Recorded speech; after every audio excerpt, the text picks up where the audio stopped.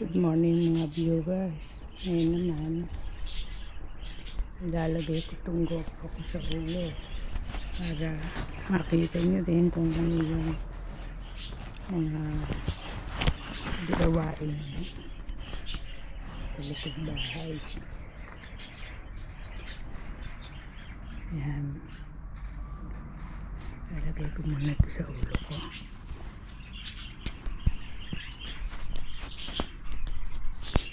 Para napapanood nyo rin. Kasi ito mga natirang ano to,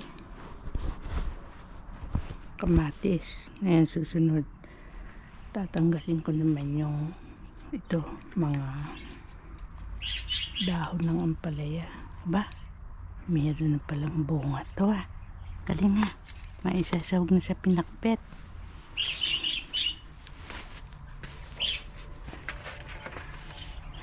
Kahit hindi na muna ako mag-gloves. Kasi sa pagdadamo lang ka naman yan. Gugupitin ko itong mag-iwan akong maliit na tangkay. Yan. At kunin ko lang yung hinog. Titira ko yung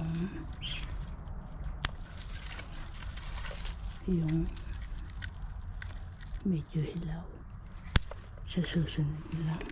Kasi lalaki pa rin yan eh. Uy, meron pa rin ampalaya doon oh. Galing. Pwede din kayong gumawa ng ketchup. Gigisa nyo lang sa bawang, sibuyas, kamatis. Lalagyan konting asukal na pula. Masustansya kasi ang asukal na pula kaysa sa puti. Ngayon kung sarsyado naman, lagyan nyo ng patis saka asin. May asukal din yun eh. Asukal na pula. Sa mga natirang piniritong isda. Natangay ko ito, sorry. Ang dami pa naman. Kaya ingat sa paggupit-gupit.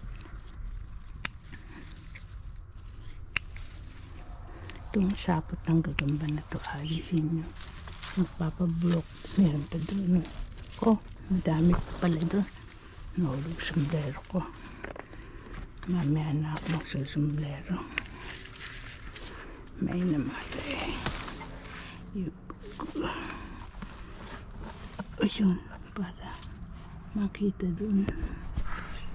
Tsaga-tsaga. Para hindi nabibili ng kamatis. Mga nabulok naman. Kaya may din nagaglap sa mga lugar na bahay. Ano kaya itong dahon na ito? Aba, may ampalaya pala. Hindi na ako bibili ng ampalaya pang pinakpet. Kaya lang yung sitaw na tinanim ko, yan, pagka magmimichado, masarap pang may kamatis. Mamarinig nyo sa toyo, kikumani, soy sauce, kalamansi, konting kalamansi, saka kamatis, saka durog na paminta. Mamarinig nyo, magdamag bago nyo igigisa sa bawang, sibuyas ang bichado. Pipirito kayo ng patatas. May mga bulok din. Titimpla kayo ng pirito nyo ng patatas, carrots, red bell pepper, or green bell pepper, or rainbow color ng pepper kung meron kayo. Ganun ang pagmimichado. Yan. Siyempre pag isa nyo, pakukuluan nyo ng bukod ang yung sabaw ng marinade. Huwag nyo itatapon. Pakukuluan nyo. Pag nagisa kayo ng sangkutsa yung karneng baka. Kahit sa baboy pwede, kahit sa manok ang michado. Try nyo rin sa isda. Michado, may patatas, carrots, saka may yung mga sinabi kong sangkap pag marinate ng karne. Pwede nyo rin siguro subukin sa isda. Kung masarap na klase ng isda ang gagamitin nyo. Bitsadong isda. Sarsadong isda.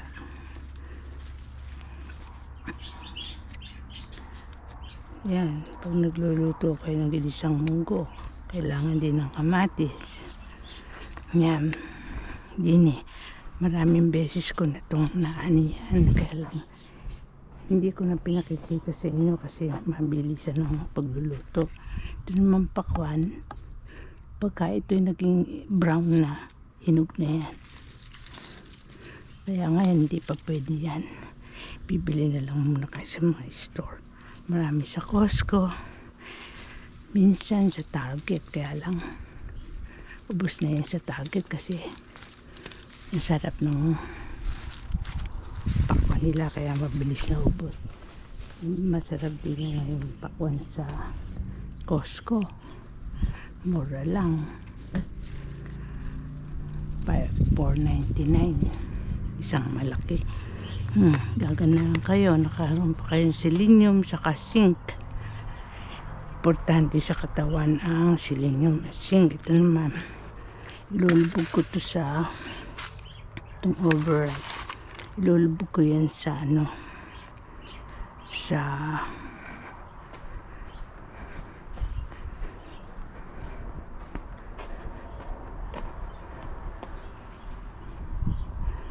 ilulubog ko sa yan.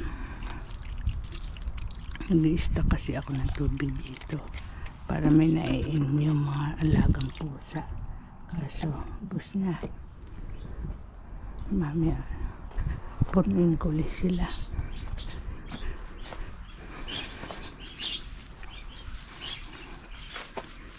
Ayan, time to visit the grapes. Tignan ko yung ubas sa kabila. Ito, kalamansi. Ayan. Yan ang persimmon. Yan ang mga ibon. Teka muna. Mapakain mo na yung mga ibon. Kasi madalas kong nakakalimutang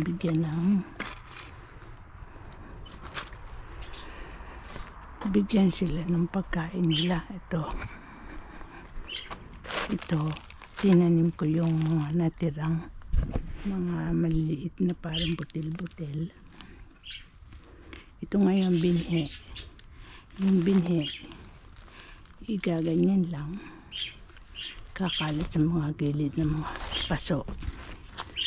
Yan. Tapos hindi na kailangan bumili pa kapag marami kayong alagang ibon, meron na kayong makukuha. Kailangan lang may stick kayo lagi na nandiyan para mabilis ang pagkilos nyo. Iwanan nyo ng stick ang mga paso para every time na magtatanim kayo maginhawa. Ito naman, pag ginapit nyo yan, pwede nyo na silang ibigay kahit yung dahon, hindi naman nila kakain yung dahon. Ayan, pinakakain din namin sila ng mga balat ng pakwan, balat ng melon, baka makawala. Tapos ihagis na dun, tapos sabay-sabay nang ilalagay sa green compost. Dito kasi binibigay lang ang mga basurahan kagaya ng City of Globis. Ayan, bigay lang nila yan. Mainam kasi sa mga namumuno palabigay. Kaya tingnan nyo, maraming nakakit sa kanilang bumili ng bahay. Kaya lang sa ngayon kailangan marami kayong perang panghulog. Mahal ng bahay Ngayon, ito ididilig ko na dyan para yung dumi ng tubig nakiklear sa water. Hindi na kumakalat yung mga mikrobyo sa buong bakuran. Ito naman, kailangan meron kayong pang-scrub. Kagaya nito, nabibili yan sa lahat ng mga store dito. Tapos meron kayong konting sabon, mga pinagkait use soap. Nare-reuse yan kahit sa mga basahan yun, pinagbabaran. Nare-reuse ang mga liquid soap, mga pinagbabaran pwede as long na sising mabuti yung mga lahat ng surface. Ito, huwag kayong tatapon yan, pang kuskus din yan. Hindi naman kailangan ng marami laging sabon. Kaya yung ibang pagkain naglalasan sabon kasi hindi nababanlawang mabuti. Ayan, para hindi sila sakitin, bigyan sila ng tubig, bagong tubig, ganun. Uy, gusto nila yung pagkain nila, oh. Ayan.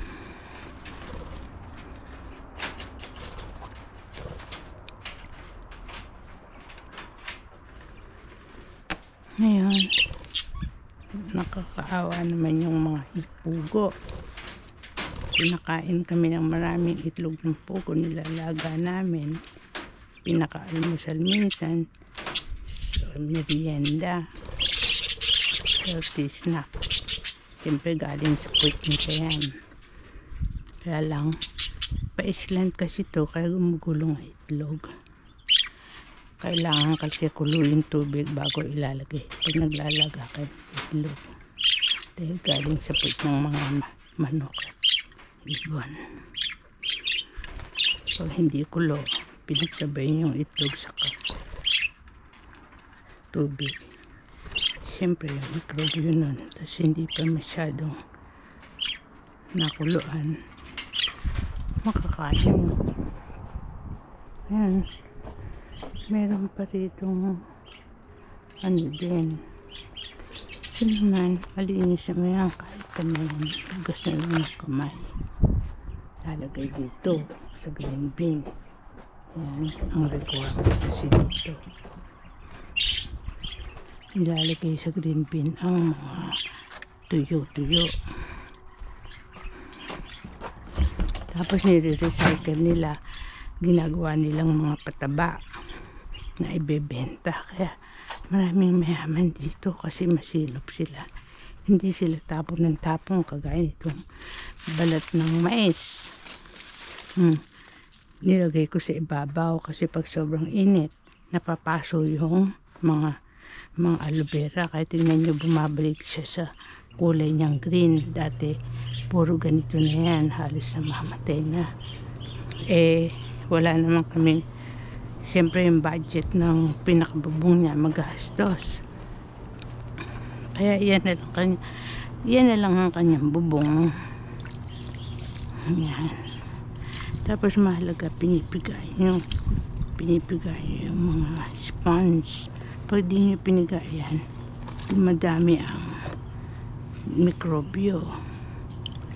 Tapos yung mga pinaglagyan ng Skyflex, sa halip na itapon nyo maging basura, gagamitin yung lalagyan ng tubig, inuman ng mga alaga nyong hayop. Kasi kailangan tulong-tulong sa kaunlaran. Hindi pwedeng lahat hindi magko-cooperate.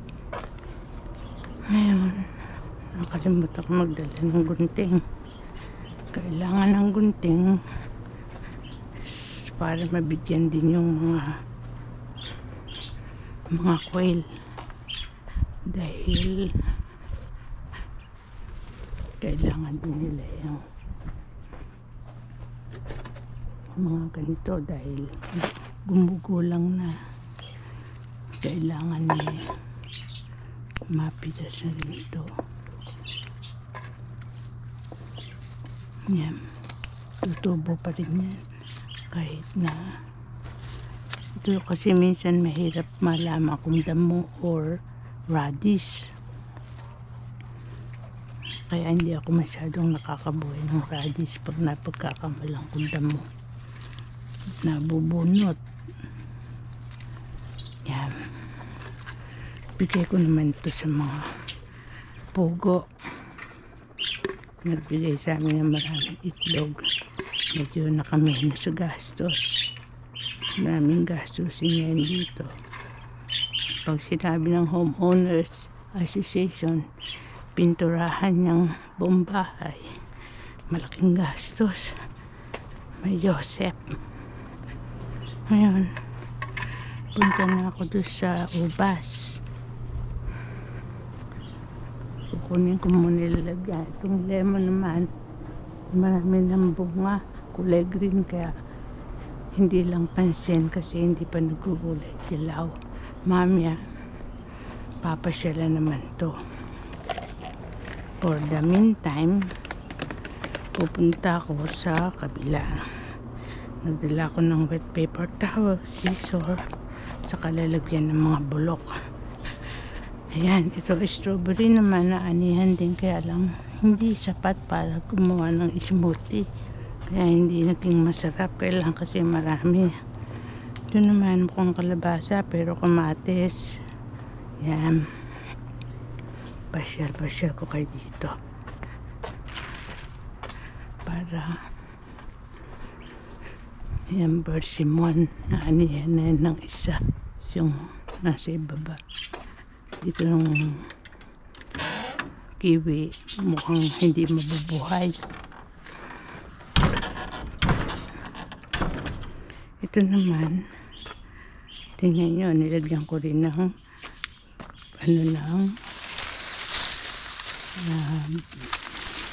ito yung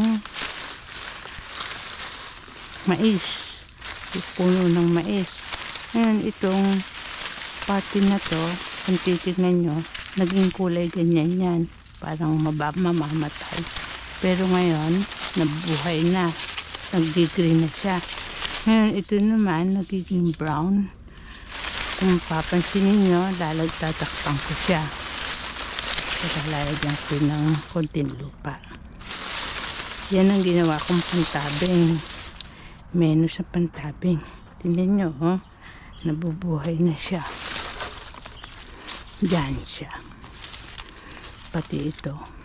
Ayan. Ngayon, ito, lalagyan ko kasi mukhang namamatay. Napakahalaga ng aloe vera, katas ng aloe vera, dahil narinig ko yung dalawang nakausap ko sa Island Pacific na customer. Stage 4 sila, gumaling sila sa katas ng aloe vera. Ako naman, ginagawa kong lotion yan kasi nakakalis ng kulubot. Kagaya nito. Ayan. Susunod dyan ko lalagay yung mga dahon ng halaman ng mais, corn leaves. Ito kasing aloe vera, pag nasa lilim siya, buhay na buhay. Hindi ko kasi maiwasan nagkakasugat ako. Yan ang ginagamit kong sabon. Gamot ko rin yan sa mga pet. Minsan nagtataka ako bakit parang nababalatan na yung isang pusa, yung pinakainahing pusa namin.